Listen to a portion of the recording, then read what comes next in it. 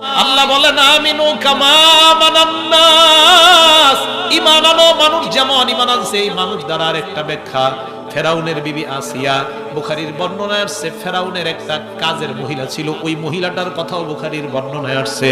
ওই মহিলাটা উদ্দেশ্য হতে পারে ফেরাউন ৩৬,০০০ জাদুকর তাদেরকে যখন শুলিবিদ্ধ করলো। জাদুকরের ব্যাপারে আপনারা আবার অনেকে জানেন ৭২,০০০। জাদুকরের ব্যাপারে তিনটা অভিমত, ১ নাম্বার ১২,০০০, ২ নাম্বার ৩৬,০০০, ৩ নাম্বার ৭২,০০০ জাদুকর যাদের সাথে মুসা নবীর পাল্লা হয়েছিল।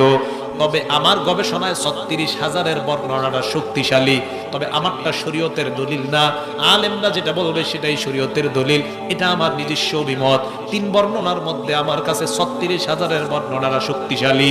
৩৬,০০০ জাদুকর ফেরাউন তাদেরকে শুলিবিদ্ধ করার পর ফেরাউন আসার পর তার মেয়ে ফেরাউনের কাছে আইসা কয় আব্বা আলিস সামাওয়াতি ওয়াল আরদি রব্বুন গায়রুক, আল্লাহ আসমান জমিনের, এই আসমান জমিনের মাঝে আব্বা আপনি ছাড়া আর রব আছে কিনা? ফেরাউনের মেয়ে আয়েশা কয় আব্বা আপনি ছাড়া আর রব আছে কিনা? ফেরাউন কয় না না, আমি ছাড়া তো আসমান জমিনে আর কোনো রব নাই। আব্বা কি বলেন? আমি তো এরকমই জানি, কিন্তু আমার মাথার চুল যে আশ্রয় ওই মহিলাটা চিরুনি পরে যাওয়ার পর উঠানোর সময় বলছে বিসমিল্লাহ। আমি প্রশ্ন করলাম মানিল্লাহ, মহিলা জবাব দিছে রব্বি ও রব্বুক, আমার রব এবং তোমার রব তিনি হলেন আল্লাহ। এরপর আমি প্রশ্ন করলাম আলাকা রব আলাকি রব্বুন গায়রু আবি, তোমার কি আমার বাবা ছাড়া আরো রব আছে নাকি? ওই মহিলাটা জবাব দিছে আব্বা রব্বি ও রব্বুকি ও রব্বু আবিকি, আমার রব তোমার বাবার রব একজন, তিনি হলেন আল্লাহ। এই কথা বলার পর ফেরাউন কয় তাড়াতাড়ি মহিলাটাকে ডাক দাও। মহিলাকে আনছে, আনার পর কয় তুমি তোমার রবের বিশ্বাস ছাড়বা নাকি কোনো ভয়ঙ্কর শাস্তি দেখবা? মহিলা কয় কি শাস্তি দিবেন? কয় তোমার সন্তান কয়জন? এক বর্ণনায় ৩ জন, আরেক বর্ণনায় ৭ জন, আরেক বর্ণনায় ১১ জন সন্তান। সন্তানগুলা আনছে, আনার পর একটার এই জায়গায় আবার ৩টা বর্ণনা, আগুন জ্বালাইছে অথবা তেল জ্বালাইছে অথবা ফাঁসির কাষ্ঠ শুলিবিদ্ধ করার মাধ্যমে তাদেরকে হত্যার জন্য মঞ্চ কায়েম করা হয়। একদিকে আগুন অথবা তেল অথবা ফাঁসির কাষ্ঠ, আরেকদিকে মহিলা এবং তার সন্তানগুলা। ফেরাউন প্রশ্ন করলো ঈমান জানবা নাকি তোমার সামনে তোমার সন্তানগুলাকে শাস্তি দিব? ফেরাউনের সামনে মহিলা কয় কেন? কয় কারণ সন্তানদের শাস্তি তুমি মা সহ্য করতে পারবা না। মহিলা কয় বাদশা আপনি মনে হয় জানেন না, আমার সন্তান সবগুলো মুসার রবের উপর কালিমা পরে পাক্কা মুসলমান। ফেরাউন কয় সবগুলাকে হত্যা কর। সবগুলা হত্যা করার পর মহিলাটা বাচ্চাগুলোর দিকে তাকায় আছে। ফেরাউন কয় তোমার কোনো আশা আছে কিনা? মহিলা কয় বাদশা আমাকেও মারার পর আমার সন্তানের হাড্ডিগুলা যেখানে খবর দিবেন তাদের সাথে আমার হাড্ডিটাও খবর দিয়ে দিয়েন, এটাই আমার আশা। মহিলাটাকে হত্যা করা হয়, তবে এই জায়গায় সঠিক বর্ণনা তেলেরটাই হতে পারে, কারণ মহিলা বলছে হাড্ডিগুলা তেলে না পুড়াইলে হাড্ডি হবে কিভাবে। আরেক বর্ণনায় জ্বলন্ত আগুনের মধ্যে পুড়িয়ে হত্যা করা হয়। এই কথা যখন হয়, মহিলাকে হত্যা করার পর ফেরাউন গেছে ম্যাডাম আসিয়ার কাছে। আসিয়াকে ডাক দিয়া কয় আসিয়া, ঘর থেকে আসিয়া জবাব দেয় কি বলবেন বলেন। ফেরাউন কয় কিছু শুনছো কিনা? আসিয়া কয় কি শোনার আছে? ফেরাউন কয় আসিয়া এই মাত্র আমাদের ঘরের কাজের মহিলার তার বাচ্চাগুলাকে হত্যা করে আসলাম। আসিয়া আসমানের দিকে তাকায় আছে, কয় আমি জানি। ফেরাউন কয় তুই কিভাবে জানো? আসিয়া কয় যাদেরকে তুমি হত্যা করলা এদের মাঝে যেই মহিলাটা তার ঈমান এত পাওয়ারফুল, এত শক্তিশালী, ওই মহিলাকে হত্যা করার পর আমি দেখতেছি আল্লাহর হাজার হাজার ফেরেশতারা তার আত্মাটা আল্লাহর কাছে নেওয়ার জন্য তাদের মাঝে প্রতিযোগিতা লেগে যায়। ফেরাউন কয় তোর মুখে আল্লাহর নাম, তুই কি আল্লাহ মানস? আসিয়া জবাব দে হ্যাঁ, আমিও আগে চুপে চুপে কালিমা পরে পাক্কা মুসলমান। ফেরাউন দৌড়ায় গেছে, হামান তুই কোথায় দোস্ত? হামান কয় কেন? কয় সর্বনাশ, আমার বিবিও নাকি আল্লাহ মানে। হামান কয় সিসি, খোদার বউ যদি খোদারে না মানে মানুষ কি বলবে? মনে রাখবেন যারা বাচ্চা হয় না তা নেত্রী হয় তারা এত খারাপ হয় না। চামচাগুলা যত বদমাইশ হয়, চামচাগুলাই যত খারাপ। মহিলা এই কথা আসিয়ার ব্যাপারে হামানের কাছে গিয়ে কয় হামান সর্বনাশ, আমার বিবি খোদা মানে। কয় নাউজুবিল্লাহ, সর্বনাশ, খোদার বিবি যদি খোদারে খোদা না মানে মানুষ কিভাবে মানবে? ফেরাউন ঠিকই তো কইছস, কি করতে পারি? এক কাজ করেন, মরুভূমির মধ্যে নিয়ে যান, বালু উত্তপ্ত বালুকাময় জমিনের মধ্যে নিয়ে যান।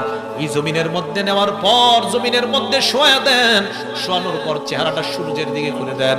করে দেওয়ার পর তাকে বলবেন ঈমান ছাড়বে কিনা, যদি না ছাড়ে পরবর্তী স্টেপ আমি বলবো আগে এটা করেন।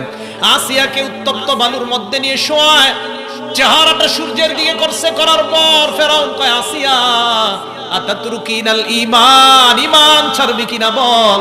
আসিয়া মুখ দিয়া জবাব দেওয়া সম্ভব, ওই আল্লাহর উপর কখনো বিশ্বাস ছাড়তে পারি না। ফেরাউন গিয়ে কয় হামান, আসিয়া তো ঈমান ছাড়তে চায় না। এক পর্যায়ে হামান কয় এক কাজ করেন, আসিয়ার হাত পা গুলার মধ্যে পেরেক বসাইয়া মাটির সাথে লাগায়া দেন। আল্লাহ বলেন ওয়া ফিরআউনা জিল আউতাদ, পেরেকওয়ালা ফেরাউনকে তোমরা স্মরণ করো। ওয়াতাদুন শব্দের অর্থ একটা পেরেক, আউতাদ মানে কমপক্ষে 3টা পেরেক। ফেরাউন সাধারণত মানুষের শরীরের মধ্যে 4টা পেরেক বসাইতো, কোন বর্ণনায় বেশি হইতে পারে। আসিয়ার শরীরে পেরেক বসায় দেওয়ার পর চেহারাটা সূর্যের দিকে দিয়ে রাখছে। মুসলমান বয়ানটা শুধু শুনবেন না, কলিজায় নিবেন আর ধারণা করবেন, আহারে আসিয়ার মতো আমাকেও যদি ওই বালুর মধ্যে শোয়ানো হইতো, চেহারাটা যদি সূর্যের দিকে দেওয়া হইতো, আমার শরীরে যদি পেরেক বসাইয়া বালুর সাথে লাগায় দেওয়া হতো। আসিয়ার চেহারা যখন দেওয়া হয়, আসিয়াকে ফেরাউন ডাক দিয়া কয় আসিয়া তাতরুকিনাল ঈমান, ঈমান ছাড়বি কিনা? আসিয়া কোনো জবাব দেয় না, সাইড দিয়া চোখের মধ্যে পানি পড়তেছে। ফেরাউন কি আসিয়ার এই জায়গায় মুখটা লাগায়, কানটা লাগায়, আসিয়ার জবানের ঠোঁটটা নড়ে, আর ফেরাউন শুনতে পায় আসিয়ার জবান থেকে আল্লাহ আল্লাহ শব্দ বের হয়। হামানের কাছে গিয়ে কয় হামান, না না আসিয়া ঈমান ছাড়ে না, কয়েক কাজ করেন, বেলেট নিয়ে আসিয়ার শরীরের চামড়াগুলা উঠায় দেন। বেলেট নিয়ে গেছে, নেওয়ার পর শরীরের চামড়াগুলা উঠায় দিছে। শরীরের চামড়া উঠানোর পর একবার ভাবেন, গোস্তগুলা দেখা যায়, ওই গোস্তগুলার নিচে উত্তপ্ত বালু, পেটের উপর একটা পাথর, আবার চেহারাটা সূর্যের দিকে করা। ফেরাউন ডাক দিয়ে কয় আসিয়া ঈমান ছাড়বি কিনা? আসিয়ার ঠোঁট নড়তেছে, ফেরাউন কান লাগায় শুনে আসিয়ার জবান দিয়ে আল্লাহ আল্লাহ শব্দ বের হয়। ফেরাউন গিয়ে কয় হামান, না না। হামান কয় বিশাল একটা পাথর দাও, নিয়ে আসিয়াকে হত্যা করো। বিশাল একটা পাথর নেয়, নেওয়ার পর আসিয়ার সামনে যখন দাঁড়ায়, ফেরাউন আসিয়ার দিকে তাকায় দেখে এতক্ষণ আসিয়ার ঠোঁট নাড়ায়। আজকে পাথর নেওয়ার পর আসিয়ার দিকে তাকায় দেখে আসিয়ার ঠোঁটের মধ্যে হাসি দেওয়া শুরু হয়ে যায়। ফেরাউন আসিয়ার কাছে গিয়ে কয় আসিয়া মায়ুবকি লিমা তাদহাকিন, কেন তুই মায়ুদহিকুকি লিমা তাদহাকিনা, কেন তুই হাসস, কোন কারণে তুই হাসস, কে তোকে হাসায়? আসিয়া কয় বললে তুমি বিশ্বাস করবা না। আমি যদি বলি বিশ্বাস করবা কিনা? কয় বল। কয় এই মুহূর্তে আমি আল্লাহর কাছে একটা দোয়া করলাম, রব্বি বিনিলি ইনদাকা বাইতান ফিল জান্নাহ ওয়ানাজ্জিনি মিন ফিরআউনা ওয়া আমালিহি ওয়ানাজ্জিনি মিনাল কওমিজ জালিমিন। আমি আল্লাহর কাছে দোয়া করলাম, আল্লাহ তুমি আমাকে জান্নাতে একটা ঘর বানায় দাও। 2 নম্বরে বললাম ফেরাউন এবং তার জুলুম থেকে আমাকে তুমি বাঁচাও। 3 নম্বরে দোয়া করলাম জালেম সম্প্রদায় থেকে আমাকে বাঁচাও। ফেরাউন কয় দোয়া করছস বুঝলাম, হাসির কারণটা আমি জানতে চাই। আসিয়া জবাব দিয়ে কয় স্বামী আমার, আমি আল্লাহর কাছে দোয়া করার পর আমাকে আল্লাহ যেই ঘরটা দিবে জান্নাতের, ফেরেশতাদের মাধ্যমে এই মুহূর্তে আমার চোখের সামনে উপস্থিত করে দিছে। আমি আমার জান্নাতের ঘর দেখে আমি হাসা শুরু করে দিলাম। ফেরাউন পাথর ফেলে আসিয়াকে হত্যা করে দেয়।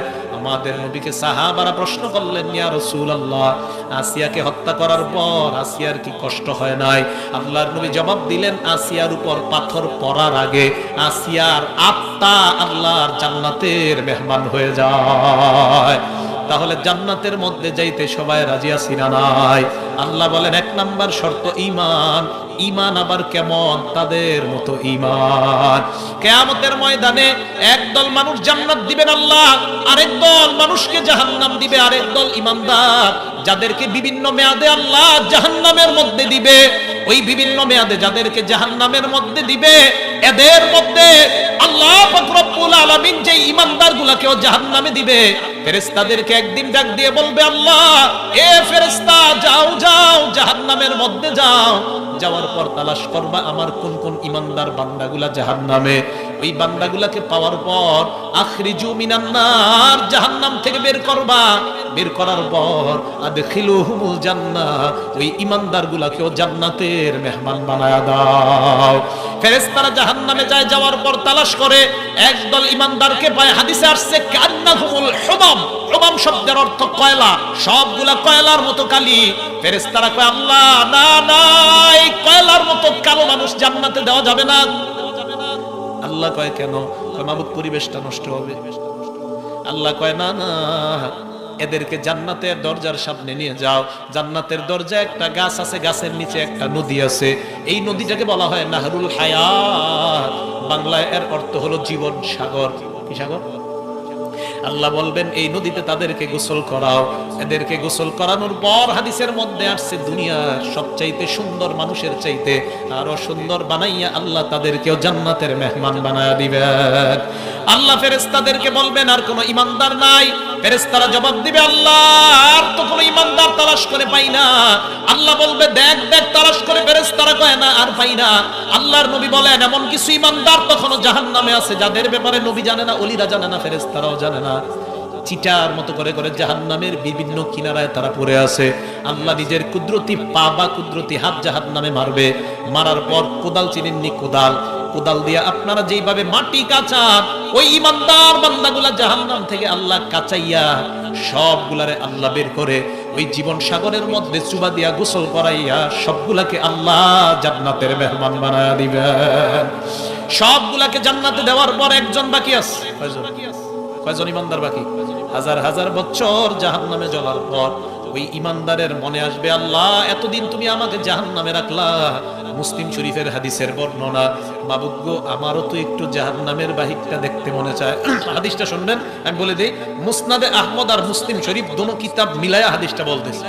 ওই বান্দা বের হওয়ার পর তার মনে মনে মনে হবে আল্লাহ এতদিন আমাকে জাহান্নামে রাখলা, জাহান্নামের বাহিরটা কেমন একটু দেখতে মন চায়। আল্লাহ একদিন বলবে কিরে তোর কি মন চায়? আল্লাহ তো জানে সব। মাবুদ একটু জাহান্নামের বাহিরটা দেখবো কেমন। আল্লাহ বলে এরপর আর কোনো কিছু আবদার করবি না তো? কয় না না, আর কোনো আবদার জানাবো না।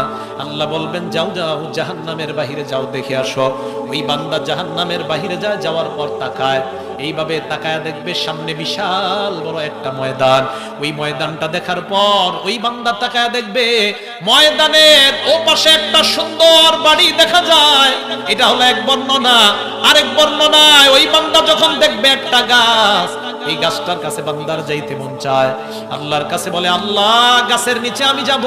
আল্লাহ বলে গাছের নিচে যাওয়ার পর আর কোনো কিছু চাইবা না তো? কয় না না, চাবো না। গাছটার কাছে যায়, যাওয়ার পর দেখে ওই গাছের মতো এত সুন্দর আর আরাম নাই। গাছের নিচে দাঁড়ায়, হাদিসের মধ্যে আসছে গাছটা হবে রসালো গাছ। ওই গাছের রস পান করবে আর তার মজা লাগবে। গাছ কি গাছ এটা হাদিসে বলে নাই। আমার ধারণা খেজুর গাছ। ঠিক আছে, খেজুর গাছের রস আছে না নাই? হাদিসে কিন্তু নাই, এটা কিন্তু ভুল বুঝবেন না, মানে আমার ধারণা বলতেছে। নবী বলেন এমন একটা গাছের কাছে যাবে। আরেক হাদিসে নবী বলছে মুসলমানের সাথে কোন গাছের মিল আছে? নবীজি বলছেন খেজুর গাছের মিল আছে। তো আমার ধারণা খেজুর গাছ হতে পারে। আমার ধারণা, কিন্তু আপনারা দলিল বানাবেন না, একটা ধারণা, কিন্তু শুনে নেন একটা রসালো গাছ। বান্দাকে ওই গাছের নিচে দেওয়ার পর বান্দা হঠাৎ তাকা দেখে দূরে আরো সুন্দর একটা গাছ, এটার চাইতে আরো সুন্দর। আপনারা বলেন ওর কি মন চাবে এখন? আল্লাহ ডাক দিয়ে কয় আল্লাহ, আল্লাহ কয় কথা নাই, তুই না বলছস আগেরটার নিচে গেলে আর কিছু চাবি না? মাবুদ গো ওইটার কাছে যাওয়ার পর ওয়াদা করলাম আর তোমার কাছে কোনো জিনিস আমি চাইবো না। আল্লাহ বলেন ঠিক তো, হ্যাঁ ঠিক।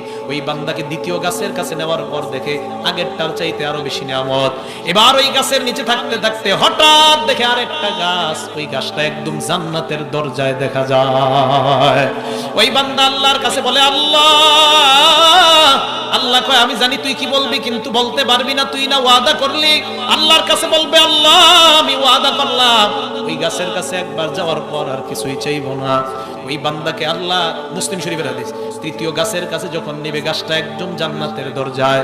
জান্নাতের দরজার ওই গাছের নিচে যাওয়ার পর নিয়ামত ভোগ করার পর হঠাৎ তার কানে আওয়াজ আসে, জান্নাতের মধ্যে কিসের জানি আওয়াজ। ওই আওয়াজ বান্দার কানে পৌঁছে যায়। আপনারা বলেন এখন ওর কি মন চায়? হ্যাঁ, এটা এক বর্ণনা। আরেক বর্ণনায় ওই যে বাহিরে একটা মাঠ দেখছে, মাঠ দেখে দেখে বিশাল বড় একটা গেট, সামনে একটা বিশাল বড় বাড়ি। এটা মুসনাদ আহমদের বর্ণনা। তো আল্লাহর কাছে বলে, আল্লাহ একটু গেটটার কাছে যাই। আল্লাহ কয়ার পরে তার কিছু যাবো না। গেটের কাছে যায়, যাওয়ার পর দেখে অটোমেটিক গেট খুলে যায়। গেট খোলার পর এবার বান্দা তাকায় দেখে ভিতরে সুন্দর সুন্দর নারী দেখা যায়, বাড়ি দেখা যায়, সুন্দর ফল গাছ দেখা যায়, ফুল গাছ দেখা যায়। আপনারা বলেন ওর কি মন চায়? আল্লাহর কাছে ডাক দিয়া বলে, আল্লাহ আমি ওয়াদা করলাম ভিতরে একটা দৌড় দিয়া যাবো আর একটা দৌড় দিয়ে বের হয়ে যাবো, আর আমি ওয়াদা খেলাফ করব না। ওই বান্দা ভিতরে যায়, যাওয়ার পর সামনে দৌড়ায়। আল্লাহ ডাক দিয়ে বলবেন এক বর্ণনা, এ থাম, বান্দা থামে না। আবার আল্লাহ বলবেন কিফিয়া আব্দি, বান্দা তুমি থেমে যাও। বান্দা থামার পর আল্লাহ বলবেন জান্নাত থেকে তাড়াতাড়ি বের হ। ওই বান্দা বলবে, আল্লাহ না না। আল্লাহ বলবে কেন? মাবুদ গাড়া দিয়া ওই এলাকার মাহফিলে আমি গিয়েছিলাম, আলেমদের মুখে শুনলাম একবার যদি তোমার কোন বান্দা জান্নাতে যায় আর নাকি বের হয় না। আল্লাহ আলেমদের কথা যদি সত্য হয়, আমি কোনো না কোনো ভাবে ঢুকছি, আমি আর বের হব না। আল্লাহ কয় যুক্তি তো ভালোই দিলি।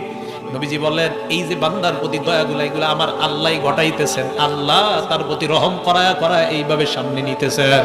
এক পর্যায়ে আল্লাহ বলবেন তুই আমার কাছে চা, কি চাবি? ওই বান্দা বিভিন্ন মানুষের দরজায় গিয়ে নক করবে। ঘরের মালিক দরজা খোলার পর বলবে কি ব্যাপার, তুমি কি চাও? ওই বান্দা ওই মালিককে বলবে ঘরে একটু জায়গা হবে নি? থাকলেন আলিয়া মাসকানুন ফি বাইতিকা, তোমার ঘরে একটু জায়গা হবে কিনা? বলবে না না, উখরুজ মিন হিনা, এখানে কোনো জায়গা নাই। সব দরজার সামনে গিয়ে দেখে কোনো জায়গা নাই। আবার আল্লাহকে ডাক দিয়া বলে আল্লাহ। আল্লাহ বলবেন কি ব্যাপার? জান্নাত তো দিলাম, আবার কি চাস?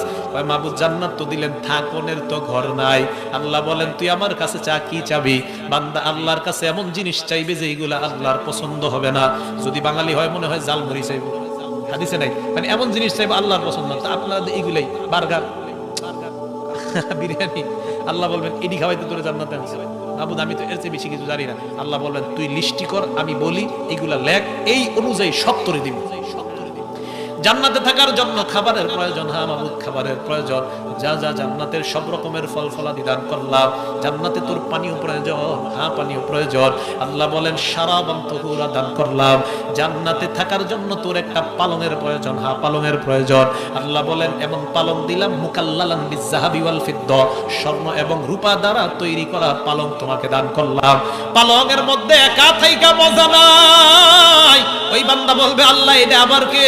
আল্লাহ বলবে বুঝোস না, তোর বউ দরকার। বাবু ঠিকই কইছেন।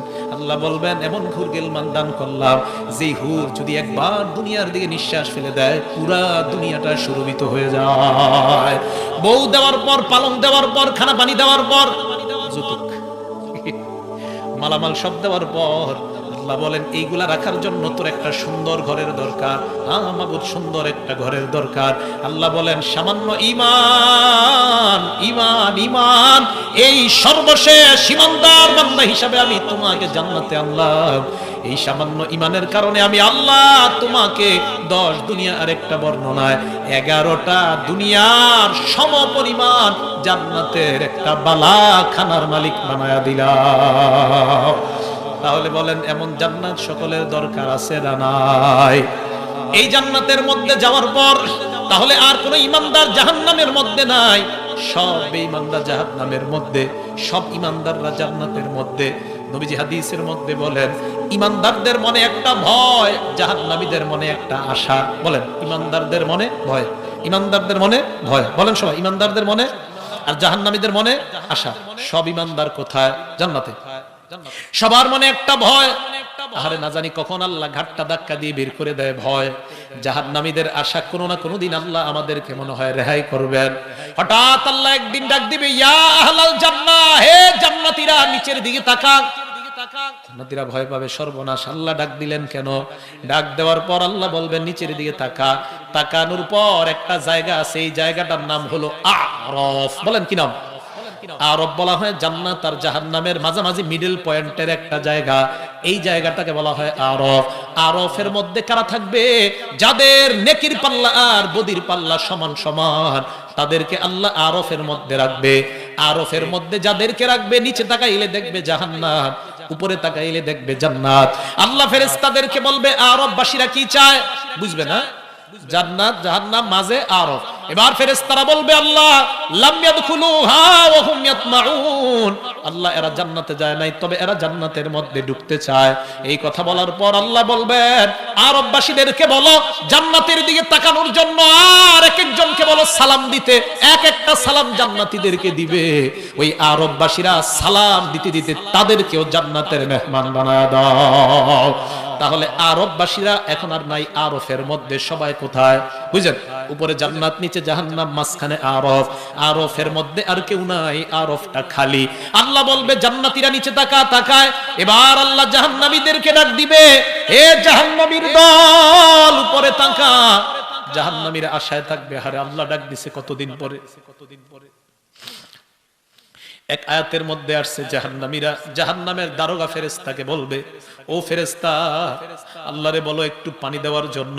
তাফসীর ইবনে কাসিরে আসছে এদেরকে যখন ফেরেশতাকে ডাক দিবে, ডাক দেওয়ার পর ফেরেশতা তার ডাকের সারাটা কয়দিন পরে দিবে জানেন?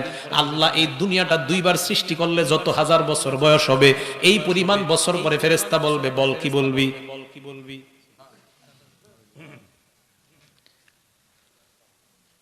আল্লাহ বলবে জাহান্নামীরা আশায় আল্লাহর ডাকে সাড়া দিয়ে বলবে আল্লাহ। আল্লাহ বলবে উপরের দিকে তাকা। উপরের দিকে তাকায় দেখে আরফ। জান্নাতীদেরকে বলবে জায়গাটা চিনো কিনা। জান্নাতীরা ভয়ে ভয়ে বলবে আল্লাহ আরফ। এবার আল্লাহ একটা প্রাণী উপস্থিত করবে, হাদিসে আসছে কাহাইয়াতি কাবশিন, ভেড়া বা দুম্বার মতো একটা প্রাণী উপস্থিত করবে। এই প্রাণীটা উপস্থিত করার পর জান্নাতীদেরকে বলবে চিনো কিনা, না মারো চিনি না, অথবা বলবে হ্যাঁ চিনি। আল্লাহ বলবে এটা হলো মরণ। এই মরণ নামক প্রাণীকে আমি, মরণটাকে একটা প্রাণীর রূপ দান করলাম। ওই মরণকে প্রাণীর রূপ দেওয়ার পর জাহান্নামীদেরকে বলবে দেখো এটা হলো মরণ, জান্নাতীদেরকে বলবে এটা মরণ। এই কথা বলার পর আল্লাহ বলবেন এবার ওই মরণকে ডাক দিয়ে বলবে মুতিয়া মাউত। আরেক বর্ণনায় মরণ নামক প্রাণীকে আল্লাহ জবাই করে দিবে। ওই মরণ নামক প্রাণীর মরণ হয়ে যাওয়ার পর আল্লাহ জান্নাতীদেরকে বলবে ইয়া আহলাল জান্নাত খুলুদুন লা মাউতা ফিহা, এ জান্নাতীরা চিরস্থায়ী জান্নাতে বসবাস করা শুরু করে দাও। আজকের পর আর কোনো মরণ নাই। আমি আল্লাহ আজকে থেকে তোমাদেরকে চিরস্থায়ী সার্টিফিকেট দিয়ে দিলাম। একটু কল্পনা করবেন আপনার এই আমাদের আড্ডাটা যদি জান্নাতে হয় কত মজা হবে আড্ডাটা। এবার জাহান্নামীদেরকে বলবেন ইয়া আহলান নার খুলুদুন লা মাউতা ফিহা, জাহান্নামীরা জাহান্নামের মধ্যে চিরস্থায়ীভাবে কাটাও। আজকের পর আর কোনো মরণ হবে না।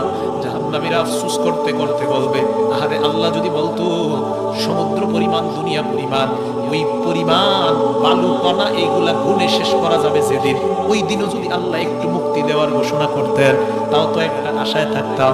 আল্লাহ নবী বলেন জাহান্নামীদের দাঁতগুলা হবে ভয়ঙ্কর। এক একটা দাঁত হবে মিসলু জাবাল উহুদ, উহুদ পাহাড়ের সমপরিমাণ। উহুদ পাহাড়টা কত বড়, লম্বায় 10 মাইল, উপরে 2.5 মাইল। এক একটা দাঁত যদি 10 মাইল হয় চিন্তা করেন 32টা দাঁতের জন্য কতটুকু জায়গা দরকার। ওই দাঁতগুলা যেই দেহের মধ্যে থাকবে দেহটা কত বড়, ওই দেহটা যেই শরীরের মধ্যে থাকবে শরীরটা কত বড় হবে। ভয়ঙ্কর শাস্তি গ্রহণ করবে জাহান্নামীরা। শুধু তাই নয়, এই শাস্তি গ্রহণ করতে করতে এক পর্যায়ে তারা বলবে পানি দাও। আল্লাহ বলবে সদীদু আহলিন নার, জাহান্নামীদের পুঁজগুলা একত্রিত করে তাদেরকে খাইতে দাও। জাহান্নামীরা পুঁজগুলা খাবে, গলার মধ্যে যখন যাবে মাথার খুলিগুলা গরমে গলা দিয়া যাওয়ার সময় ওই জাহান্নামীরা বলবে আল্লাহ আর পান করতে পারি না। আল্লাহ বলবে কিছু করার নাই, এটাই তোমাদের পান করার জিনিস। পিছনের রাস্তা দিয়ে বের হয়ে যাবে। জাহান্নামীদের অবস্থা হবে এমন ভয়ঙ্কর, আর জান্নাতীদের অবস্থা হবে এত আনন্দদায়ক। জান্নাতীরা জান্নাতের নিয়ামত ভোগ করতে থাকবে। হঠাৎ একদিন জান্নাতীদেরকে কে যেন ডাক দিয়ে বলবে ইয়া আহলাল জান্নাহ, ও জান্নাতীরা। পাশে তাকায় দেখে কেউ নাই। জান্নাতীরা যখন দেখে কেউ নাই, গায়েব থেকে একটা আওয়াজ আসবে। ওই আওয়াজ থেকে বলবে এ জান্নাতীদের দল, তোমাদেরকে অন্য কেউ সালাম দেয় নাই, আমি আল্লাহ তোমাদেরকে সালাম দিলাম। কে সালাম দেয়? এটাই হলো আলাদাইনা মাজিদ। জান্নাতীদেরকে সব নিয়ামত দেওয়ার পরেও আমার কাছে অতিরিক্ত পুরস্কার তাদের জন্য রেখে দিলাম। এটাই হলো ওই যে প্রথম আয়াতটা বললাম সূরা কফের 35 নম্বর আয়াত। তাহলে জান্নাতে যাওয়ার পর সব দিবেন আল্লাহ। আল্লাহ বলেন আমার কাছে অতিরিক্ত পুরস্কার। এবার আল্লাহ বলবেন ফেরেশতা জান্নাতীরা আর কি চাও? জান্নাতীরা আল্লাহকে বলবে আল্লাহ ওয়াজাদনা মা ওয়াদানা রাব্বুনা হাক্কা, তুমি যা বলতেছো সব আমরা পাইলাম। আলেমের গোষ্ঠীরা বলবে না না, আল্লাহ সব পাই নাই। সুবহানাল্লাহ। আলেমরা বলবে পাই নাই, আল্লাহ বলবে মানে কি? আল্লাহ তো সব জানে। আলেমরা বলবে আল্লাহ আপনার নবী সাহাবাদেরকে নিয়ে পূর্ণিমার চাঁদের রাতে বসা, সাহাবাদেরকে বললেন পূর্ণিমার চাঁদের দিকে তাকাও। সাহাবারা পূর্ণিমার চাঁদের দিকে তাকায়, তাকানোর পর নবী বললেন এ সাহাবাদের দল, আল তুসাম্মুনা ফি রুয়াতিহি, পূর্ণিমার চাঁদ দেখতে তোমাদের কোনো সমস্যা হয় কিনা? সাহাবারা জবাব দিলেন না না হুজুর, পূর্ণিমার চাঁদ দেখতে কোনো সমস্যা হয় না। আল্লাহর নবী বললেন সাতারাউনা রাব্বাকুম কামা তারাউনা হাযাল কমার ফি লাইলাতিল বদরি, এই যে পূর্ণিমার চাঁদের রাতে তোমরা চাঁদ দেখতে কোনো সমস্যা হয় নাই, জান্নাতের মধ্যে সরাসরি এই দুই চোখ দিয়া আল্লাহকে সরাসরি দেখবা, কোনো সমস্যা হবে না।